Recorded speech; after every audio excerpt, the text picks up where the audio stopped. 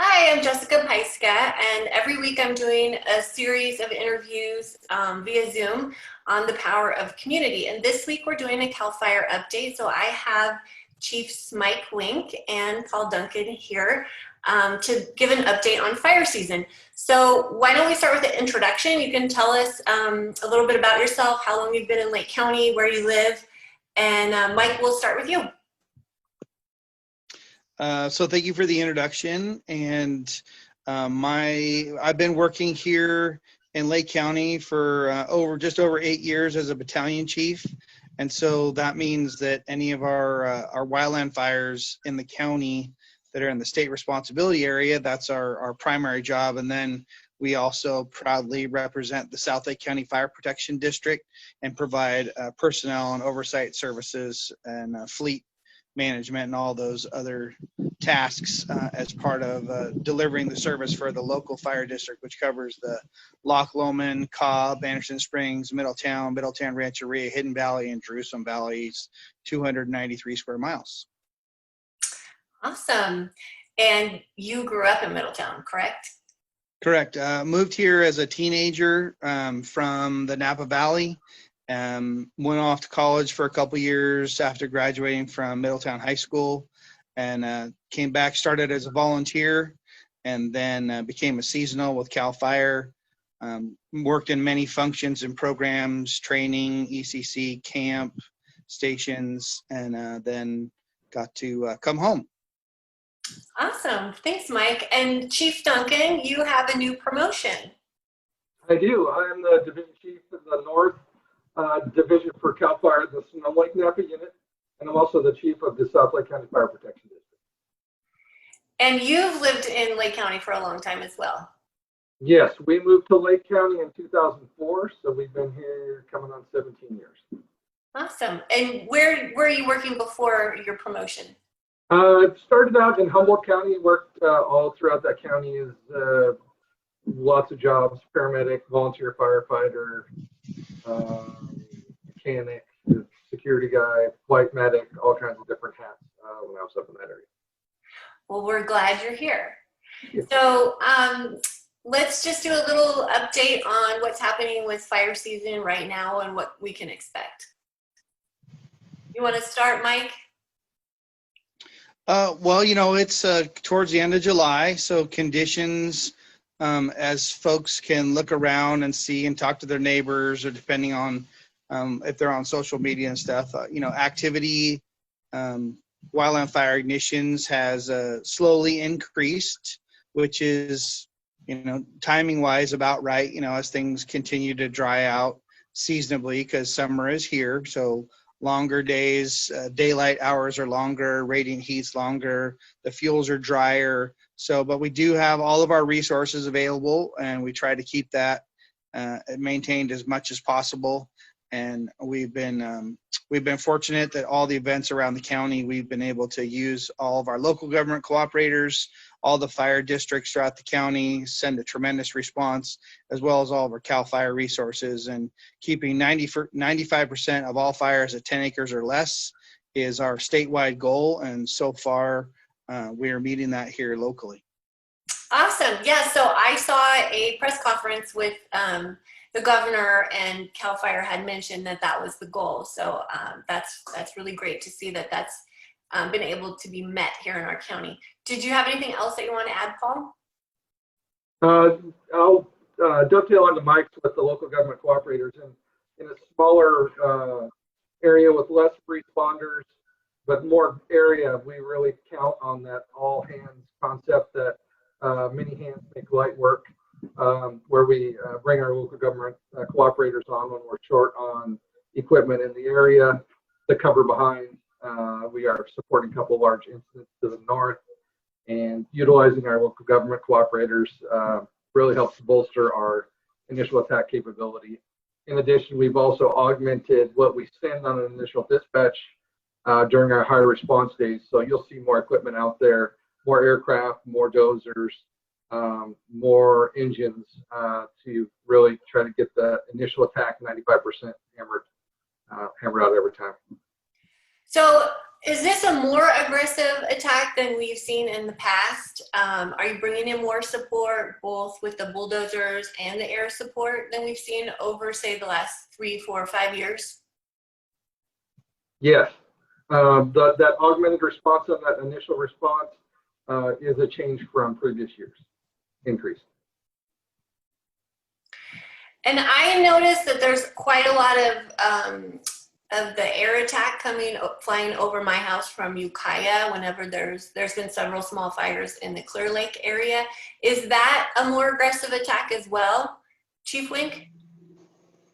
So for the aircraft, yeah, it's one additional fixed wing air tanker on higher risk days or when ignitions are more probable to cause control challenges. So yes, we'll see a fourth tanker, whether there's 2 out of Ukiah, there's 2 out of Sonoma, we may get one or 2 out of Sacramento. So we're kind of in the triangle of multiple opportunities, as well as, while we think Redding is far away, as soon as those airplanes get in the air and go full throttle, it's not that far away either. So we're fortunately surrounded by multiple fixed wing bases that can, even if one base is busy, the other base will fill in, and we'll get 4 fixed wing air tankers instead of, in the past, it would normally be 3. So it's 1 additional. And then, we also have our rotary wing, which we're surrounded by those resources as well in Santa Clara, Howard Forest, Vina to the east of us. And our Vina Helitack base in Hayman Glen has our first CalFire Hawk in service. So that's that newer, larger platform that can carry up to 1,000 gallons of water, which is 4 times as much as our current helicopter fleet normally carries. So that is a resource that's coming from the east if we need additional help. And we're getting a CalFire Hawk in Boggs. Is that correct? Later on this fall. And can't they also fly at night, which is better as well? Is that what I read? They do have night flying capabilities, which we currently only have capability to get back to a lit airfield. So that is an enhancement from what we previously had. There will be 24-hour shifts identified. I don't think we've been identified yet as a 24-hour base. But the aircraft has capability, absolutely. So will the Boggs Helitack ever be a 24-hour station? It's not currently on the plan for that, but that may change. But that helicopter is capable of those night missions. Great. So you were talking earlier, Mike, about the weather and the wind conditions. Have you done the moisture check of the fuels yet this summer? So our Fire Prevention Bureau, PIO, and Education, they do moisture sampling periodically, and the most recent moisture sampling puts us on target for average as far as we look at the brush component. So that's our biggest indicator of when fires will become more challenging to control. And they're not at critical, but they are going that way on the bar graph, so to speak. So we're not there into our more challenging environment yet, but the trend is going that way. So we will be there. And can you explain the process on how they do that moisture analysis? Chief Duncan, you want to do that one? Sure. They have to go to the important thing is they go to the same spot every time. So you want a reading from the same area, and they'll go out and take clippings of the brush. Then they'll weigh that, bring it back, bring the clippings back. They weigh them, then they bake them in an oven, and then they measure them again, and that will give you the percentage of moisture in that fuel. So it's been done for a long time. It's based on a weight and, initially, and so they try to get a good sampling throughout the unit. Excellent, thank you. While we're talking about the weather, one thing to add, Jessica, is that here we're in a normal weather pattern for Lake County on a normal warm summer afternoon, and it's pretty our normal occurrence if we're not overpowered by a red flag event or low pressure system or a high pressure system of some kind, is a little bit of calm in the morning with maybe a southerly influence, but then anytime after lunch till sunset, most folks will recognize or may recognize now that we have more of a westerly influence, and that's now the National Weather Service and NOAA have now recognized that as the Konocti winds, because it is a normal thing for Lake County. And so we asked them to name it so people can start not being surprised when, oh geez, it's windy in the afternoon.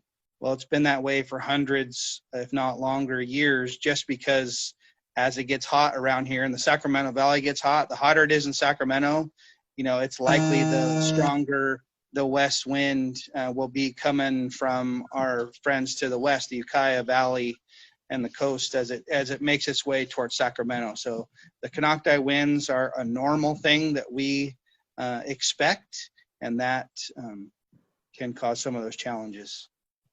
Well, we were just talking about that, Paul and I, before you came on, because it's especially windy today, and I could see the tree in your front yard blowing around. So thanks for explaining that, and now we know it's the Konocti winds.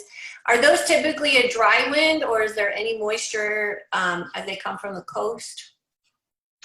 You know, it can come from the coast, but as it kind of acts like a sponge. As it comes over Cal Mountain, as it gives that lift to come over Cal Mountain and then drops into the big basin there in the ag lands there of Kelseyville and the large open area of Clear Lake and Lakeport, as it comes over the top, it has to squeeze a lot of that moisture out in order to get over the top of Cal Mountain coming in this way. So traditionally, it certainly in the afternoon is a drier. You know, could conditions bring some humidity with it? It's possible, but it is less likely. The more likely is that as it comes this way, this far inland, that it doesn't have much of a cooling effect until the radiant heat's gone. Once the sun goes down over Cal Mountain to the west, then the winds may continue, but they may be a little bit cooler because we lost that radiant heat, which is also heating everything. Great. And then, okay, so the evening winds are very cooling if the radiant heat can be gone. And I think that's one of the things that makes Lake County unique. So let's talk about the Konocti Tower. And we have volunteers up there, and we have cameras, and we have a whole new set of fire cameras from last season. Is that correct? Absolutely. You want to start with that, Paul? Yeah, so the tower is not based on some surveys by Department of General Services. It's not able to be occupied due to the condition of the tower. So a lot of factors in there, but it's just not safe for somebody to be up there. So as part of the North Bay Camera Project, there's 2 cameras that sit on that tower now and give us about a 340-degree view around the lake up at that tower level, and those are viewable 24 hours a day. So our command center also has the ability to take them, move them, aim them in a specific area. If they get a smoke report or a smart report of a fire, they can move and turn those cameras, point in that area and watch and see if there's any activity. It can really help us with that early warning. It's not dependent on weather or anything else or even the night, because those are on all the time. And the public can access the camera footage. You can't Correct. adjust the cameras, but you can go, the website is alertwildfire.org, and you can kind of toggle between all the cameras. Mike, Yep. last time we spoke, you rattled off a whole list of where the cameras are. Do you want to do that again? Sure. Yeah, there's the cameras on Mount Konocti on the lookout tower. And then just below Mount Konocti on Buckingham Peak, there's 2 additional cameras at a little bit lower elevation. So the system engineers like to build in redundancy. And so while they're in a similar area and give similar views, the goal is for redundancy. And then above Lakeport on Cal Mountain, there's a repeater site up there that there's a camera up there. Cobb Mountain has a camera. Mount St. Helena North has a camera that sees into Lake County. Berryessa, Lake Berryessa has a camera. And then Atlas Peak, which seems really far away, which it is, has actually given us good situational awareness on fires in the very south end of the county as well. So they try to triangulate on things so you can get multiple views and get that situational awareness. Is this a rapidly escalating incident, or is this escalating or growing in a fashion that we think we can handle with what we've got coming? Or can our emergency command center and or responding chief officers get that information early that it's rapidly building, to either work with our cooperators, our local government, the sheriff's department and their leadership to get ahead of the curve, so to speak, with ordering additional resources and or any other measures, working with the cooperators and the sheriff that may need to come into play. Great. So that website again is alertwildfire.org. So anybody out in the public can check that out whenever there's an incident and kind of gauge what the situation is. Yeah, our cameras are called the North Bay cameras.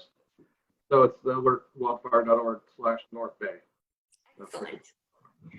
So in South County, we're having our sirens tested monthly. This has been several years in the process to getting them installed all through the south part of your fire protection district. So can you talk a little bit about how the testing went and what's the difference between a test and an activation? So a test is, so the sirens are controlled by the leadership of Sheriff Brian Martin and his team between their dispatch center and the Office of Emergency Services. So they are coordinating the activation and testing. So a test is 30 seconds long on average, and a full activation is 3 minutes. So so far, all folks have heard is a 30-second test. And there's certainly been feedback as to some folks that maybe think they should have heard the siren and didn't. So two things with that. One is with a 3-minute test, with the whale going to high to low, they'll have 6 times that sound wave may reach them, versus a 30-second test is only 1 chance that they may or may not hear it. And the other piece is that it's not, it's an emergency notification siren system. We want to try to get folks to know that it's not a fire siren, because if there is a fire that we believe we can handle in a smaller geographical area that won't cause large scale evacuations, or is not a rapidly escalating incident that requires larger evacuation areas, because we'll consult with the sheriff representatives and they'll go through their leadership team to identify, because the sheriff is technically in charge of evacuations. So we work closely with them. We're a cooperator and we give input to them to do that. But if there is a fire and the first responders can handle it, it's not going to require significant evacuations.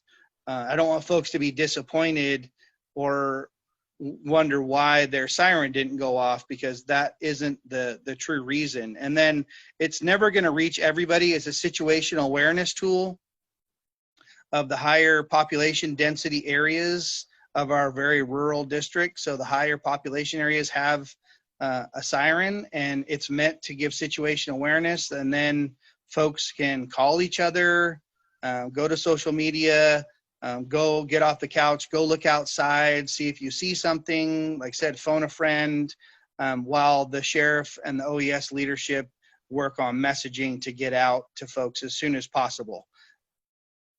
So the sirens turn, and so the monthly test, it's 1 rotation. So you'll hear it louder for a few seconds, and then it'll turn away from you.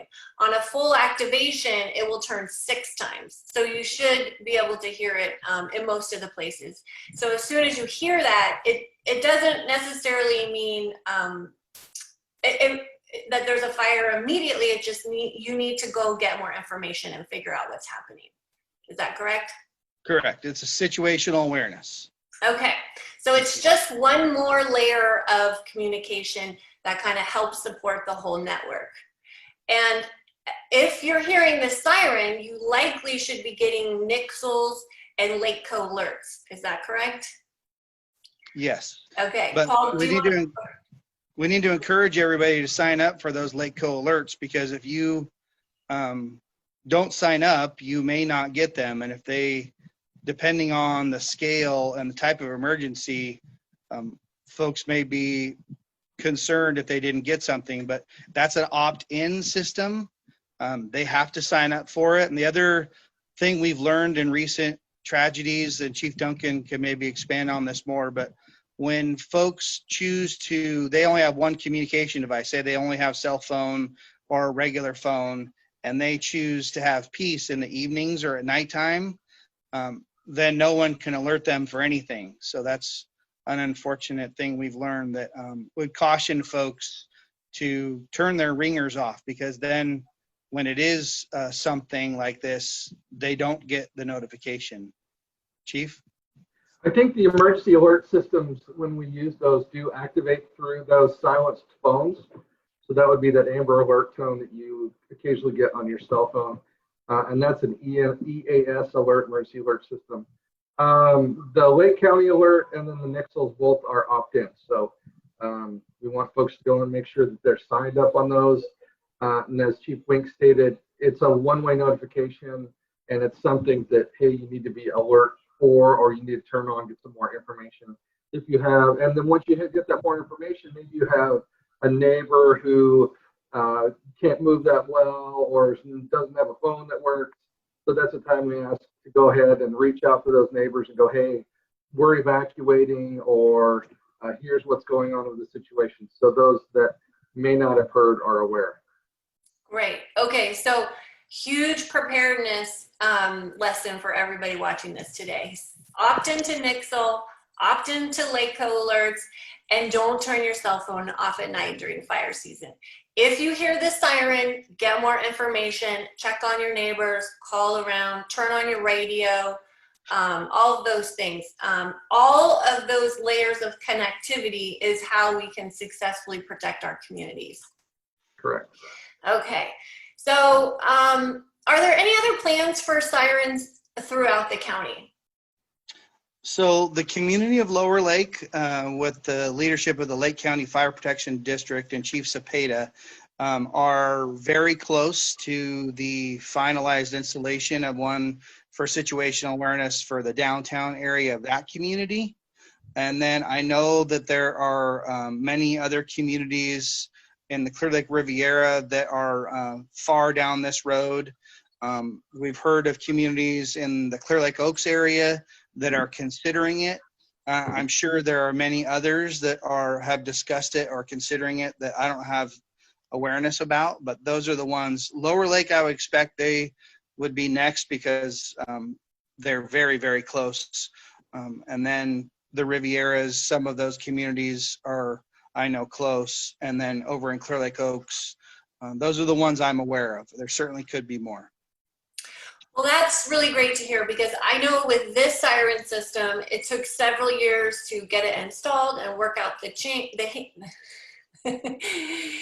complications, and then also figure out who sets it off and when. And so it seems like that those protocols are now in place, so it'll be easier for other communities to get their siren systems established. Yeah? Yep, totally agree. Okay, great. You would encourage communities to get these. Yeah, and as Chief Wayne said, it's not an end all to every situation. It's only when those circumstances require community evacuation or community notification that we want those notified. It's and I do see it on a lot of social media that the folks see an incident happening and they wonder if the sirens are going to be activated. Well, they're not, because it's not something that we're not going to alarm the whole community for. So. Okay, so let's talk a little bit about evacuations with COVID.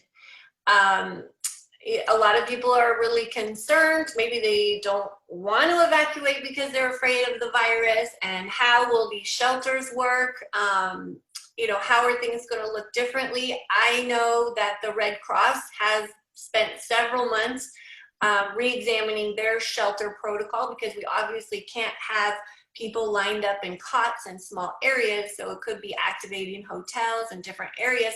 But I really wanted to get your perspective, so people can really hear from you the importance of evacuating and different things to think about when you're preparing to evacuate. Go ahead, Chief Wayne. So the county public health officer is actively working with Chief Duncan and other leadership in the county to talk about what that will look like here locally. Other places throughout the state right now that have had evacuation processes, down in Fresno County and up north in Siskiyou and Modoc. You know, right now the protocol is like every place else.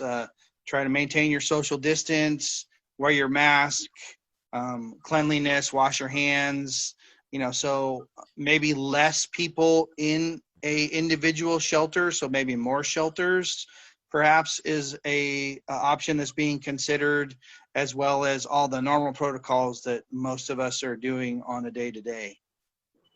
And I would add, we're being told now to pack several gallons of water, snacks, pillows, because if you have to evacuate and you need to go to a shelter, you may not be able to go inside right away. You may have to shelter in your car if it's too full. So it's more important this year to be a little bit more self-contained for a little bit longer of a period. And we had a discussion along these lines at the Cloudberry Council a couple weeks ago, and Chief Duncan, you talked pretty candidly about the importance of evacuating when you're told to evacuate, even if you're afraid of the virus. Correct. So some other options are to have friends that are outside the area that you can go stay with, outside of the impacted area. Don't wait till the last minute. Don't say, well, the fires are coming this way, or the emergency's not happening right here, so I'm good where I'm at. We had several people during the Valley Fire. I was nearly hit a couple times, who waited. And once the fire was on top of them, then came out like angry bees with the nest being attacked. And that's not what we want. That doesn't provide safety for our first responders who are in there trying to fight the fire, or the other residents that are trying to get out. So it's unsafe to wait till that fire is at your door before you decide to leave your house. So we ask that you leave early, prepare ahead of time, keep your gas tank full. One of those is just as expensive to keep the top part full as it is the bottom. So they make sure that you're prepared, and don't endanger others with by making this a delay. Right, but the other thing that you mentioned, which I think bears repeating, is that the virus is an emergency and it is dangerous, but if we're having a fire, the fire is more dangerous than the virus. Right. The fire will injure you much quicker than the virus potentially could. So we know those things for sure. That one's a given, one's a may. So I have a lot of things that, you know, I can prepare for, because I've been through a fire, I've evacuated, I've lost my house. I help facilitate a lot of these events, preparedness events. So this Ready, Set, Go is a CalFire brochure, which is on your web, readysetgo.org. Readyforwildfire.org. Yeah. Readyforwildfire.org. And it has a lot of things to think about, help you prepare. There's also an app. And if you go to these preparedness events, you get a lot of really good stuff. And the best thing that I got was this giant bag. And it's lined with tinfoil. It has, this year I have extra gloves and masks and hand sanitizer, along with one of the events I went to had samples of dog food. So it's really important to think of your animals, to have food and water ready to go for them, crates ready to go. Right now, my kids prepared our chicken coop, so the chickens are ready to go, the dogs are ready to go. You know, having been through this, It's stressful to do this prep work the day that you're doing it. But once you have done the prep work, you feel a lot more confident because you know what to do. And so I was just wondering if there's anything else that you both would add to let people know what are the most important things to think about when you're preparing for wildfire season in wildfire country.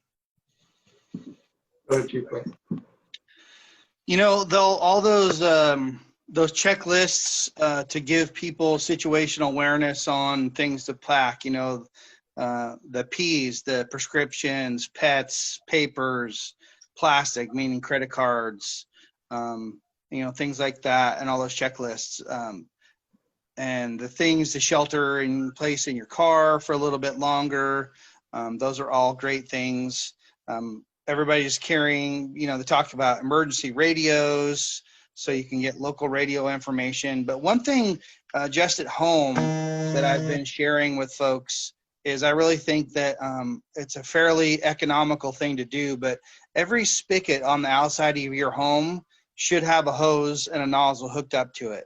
It's not excessively expensive to do that, but most people have spigots around the perimeter of their home that maybe don't have a hose and a nozzle hooked up to it, because if something is upon you immediately with no time to escape, it's better to have the opportunity to put out a small fire in your yard, or a little fire starts in your gutter or something. And if you're running around trying to find the one hose that's on the other side of the house, that's a message just this year that I've been trying to share with folks for local preparedness if that happens. Yeah, that's a great point. Another thing, last fall, Supervisor Rob Brown was giving away fire extinguishers to keep in your car. And so I've got a little secret compartment that I keep a fire extinguisher in. We have actually happened upon a little fire that we just had to stop and put out one day. And it does happen in our county. And if you're there right at that moment and you have a gallon or two of water that you've been keeping in your car in case you have to evacuate, or a fire extinguisher, you could potentially stop a disaster right away. Was there something else that you wanted to add, Paul? Lessons learned like you with losing the house and having all the things associated with that. One of the things for us was I stored a lot of stuff on Dropbox.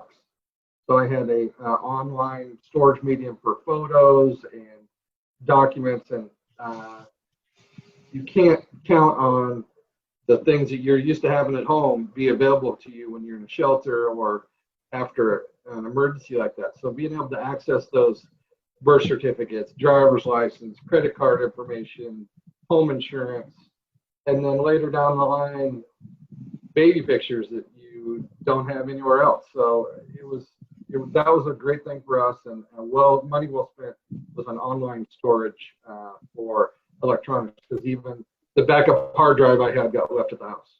So it's one of those, you know, how do you plan for that? And that was a huge lesson on the personal side. And then, like I said, just spoke with keep the gas tank full. One of those things you just don't think about till it's there.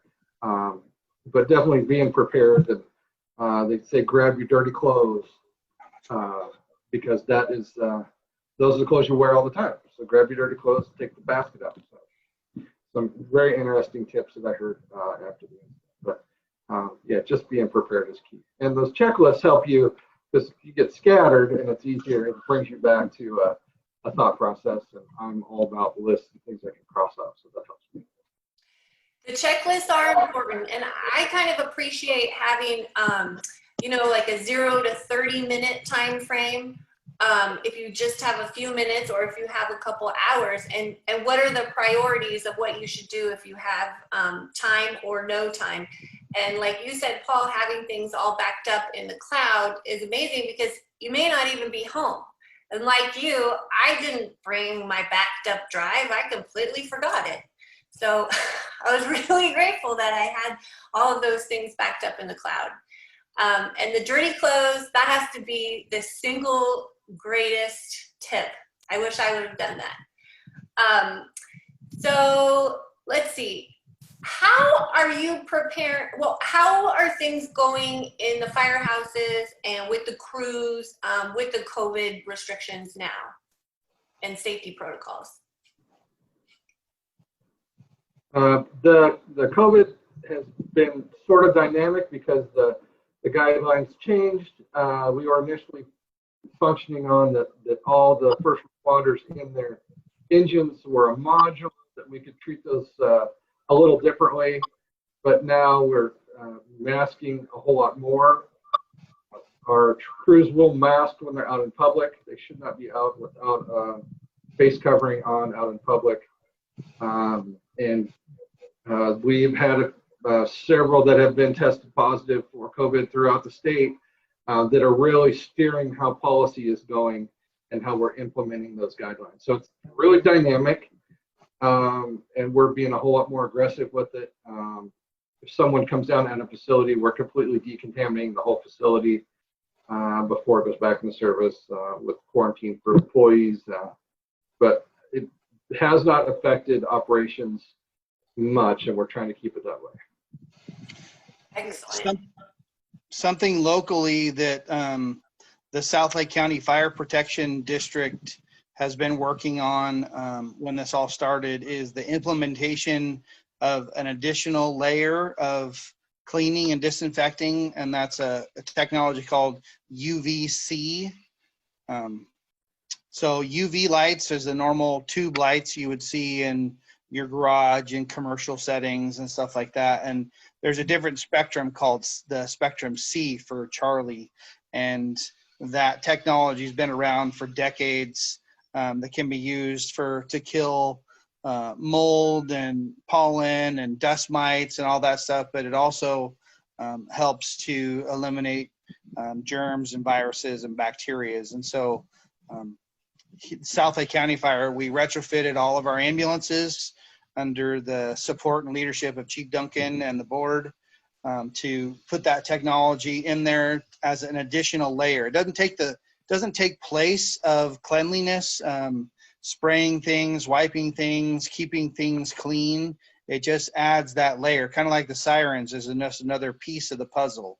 So UVC and the ambulances, we have handheld devices to help get those nooks and crannies. And then we're also in the process of installing those in our fire stations to add that additional layer of all of those things. Excellent, excellent to hear. So as chiefs in our county, you're part of the Risk Reduction Authority and the Joint Powers. So Mike, you've been part of that group since it started. Do you want to explain? I feel like a lot of people don't really understand what the Risk Reduction Authority is, and it's still developing as we go. I've been coming to those meetings for well over a year, but maybe you could explain from the beginning how it's been for you and kind of what the goals are for the county. So it was come up with that forming a JPA between the county and the fire districts and CalFire as a technical subject specialist for wildland fire specifically. However, it's a risk reduction. So it could be everything from floods to earthquakes to wildland fire to a pandemic or any other type of thing that could cause damage and harm to the county. So the umbrella is very large. The first major accomplishment was the implementation starting with discussions last fall in 2018 to do the hazardous vegetation or weed abatement ordinance that started the county code enforcement, started applying that in 2019. And this is the second year in 2020 that they've tried to give feedback to folks to try to get those high hazard areas reduced. It's very similar to our educational component that we do call the LE100 program, which is an educational piece for homeowners to do fuels reduction. But the JPA allows revenue or grants to be applied for by the county. So there had to be a mechanism that when a grant is applied for, it can go through the process for accountability and transparency through the fiscal system of the county and then be expended appropriately. And so that's why the JPA with multiple entities was done. They have gotten some small grants that they're working on the website and information sharing and trying to help sponsor some local events which have been postponed because of the current situation.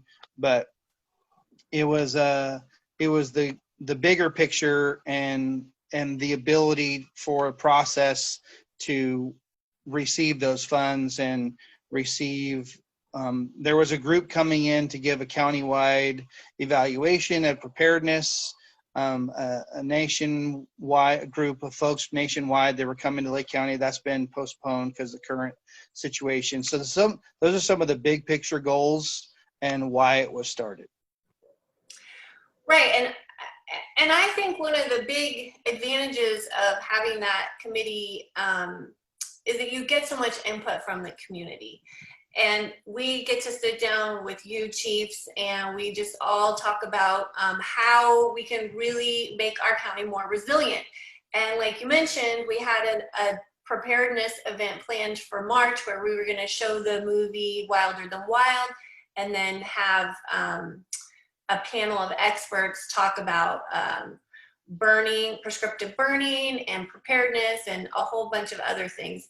Now we have to put that on hold. Unfortunately, it's fire season. It would have been a great event to have before now, but we now we're working with the ad hoc, well, hopefully it'll be an ad hoc committee to help some grants that have like several $1 million in CalFire grants that have come through clerk that we can help implement community-wide programs like chipping and invasive weed abatement and all of those things that can really make our county more fortified from fires. So I know Chief Duncan, you had your first meeting earlier this month. So this is, a lot of counties are kind of envious that we have this set up, and I think it's a great vehicle. And I'm hoping that we can get a lot of work done here and kind of, like you talked about with the CMAT, organize all of the different groups so that we know exactly who's doing what. And the website you mentioned was the COAD website, which is Community Organizations Active in a Disaster. And so if we do have another disaster, everybody knows exactly what to do at all times. So that's the benefit of all of that work. So before we go, I just wanted to ask you guys kind of how much has changed over the past 5 years since the Valley Fire. You know, Mike, you and I have known each other a really long time, and this fire was in your hometown and it was really personal for you. And how does this change your interaction with the community? I know whenever we ask at the Cobb Area Council, you come up anytime and give us an update and talk to us about everything that's going on and things that we could do better. Really, how do you think this has all changed for you, and how do you interact with the community differently? I think what's changed, or what I've observed, is just in the aftermath, the learning process of so many things about some homes that survived and some homes that didn't, and trying to find that common denominator so I don't lose that. So to share that as things go on about home hardening and defensible space, and there's some really amazing examples of all those things that worked, and maybe it was luck and maybe all those things worked, you know, I can't say for sure. And the importance also of those pre-groups, you know, talking to groups about any plan is better than no plan. And that kind of came into play in some situations throughout the area there in 2015, where folks, you know, stayed behind and then they had to rely on trying to make any plan. And that, like Chief Duncan said, you know, seconds do count. And so when we talk about defensible space and roadways and having an evacuation plan, you know, those, and having a predetermined things, you know, all those little things help having the hoses at your house and having a fire extinguisher in your car and having one at your house, and all those things, you know, make a difference. You know, Supervisor Brown's fire extinguisher project, I know the fires have been put out very small that we didn't know about because of his efforts. We gave some of our volunteers off duty some of those extinguishers, and they in the last couple weeks have used them on fires and just in the area where they were. So just that community-wide approach. Everybody has a piece to the puzzle, preparedness, so everybody can do their part. Yeah, I agree. And Paul, you were at Cobb School, staging there and saving Cobb School while your house was burning. So this was obviously a really big, pivotal time in your career and for your family too. And now you are rebuilding your house right over there. You're my neighbor. So how has everything changed for you in the past 5 years? Oh, a lot. It's initially it's a loss of security, it's a loss of stuff, but then it's getting back and finding out what's important and where you want to be. So there's a reason that we as a family chose to rebuild in the community we did. We could have left and gone somewhere else and put roots down somewhere, but it just wasn't home. So we made a collective family decision on where we were going to live and where we're going to rebuild. And for me, that's part of the healing, is building in that community. So that helps me keep grounded. And then I'm reminded every day why it's important to do those defensible space projects. When you walk out your door and you see why it's important, we see in our little pool up there, there was a reason that we did all the clearing around it, and it's one of the only structures that survived. And I look at that and go, okay, had we not done that, we probably would have a new building, but it's really, that building was protection for people that stopped there and then after the fire, and it's those, and it is those little things that are positive. And Chief Wink talked about how do you know, what house survived and what didn't, and how can I make my house, it's in a firestorm like that, there's just no way to predict a winner and a loser when the wind's blowing at 40 to 60 miles an hour. It's just not possible. So I learned a lot of things in that. I also take some of those lessons that I learned and apply them when I go on larger scale fires for the state. We were down in Kern County, and I was on a large incident down there, blew through a whole town. People were like, oh, okay, so I don't know what I'm going to do. I'm just going to, I'm going to sell the lot to my neighbor, and we're just going to be out of here. So hold on just a sec. Let me tell you how that works after a fire, and having that experience and being in there and being intimate with it was a huge learning tool.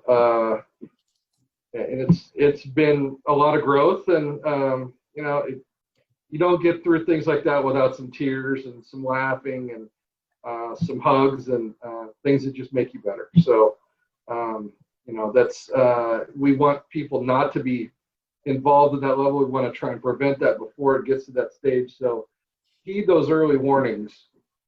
Get that to-go bag together. Get that list of things that you can't live without. Get those pictures that can't be replaced, to put them somewhere, or have them in your go bag. But don't wait until the last minute, which happened to us, and then you can't remember what you want, and then you gotta leave. So don't be there. Don't be at that last minute decision making. And yeah, and then when you're asked to leave, don't stay around. You don't need to run over first responders. You don't need to be part of the problem. Be part of the solution. Well, I'll never forget when both of you were at Cobb School the day that we reopened, and I just had this overwhelming feeling that we're all in this together. And I feel like we've all learned from this. Like Chief Wink was saying, we have compassion for each other and for other communities, and we want to be helpful, and we want to be prepared, and we want to move forward But we have gained an incredible amount of experience and knowledge from this. So I want to thank you both so much for your service and so much for your dedication to our county. And thanks for watching, everybody. Next week, we're going to talk with FireWise Community Builders. So that's more about what you can do for your family and around your home. If you have any questions, feel free to give me a call. My phone number is 707-278-4007. And thanks so much, guys. And I'll see everybody in a week. Have a safe fire.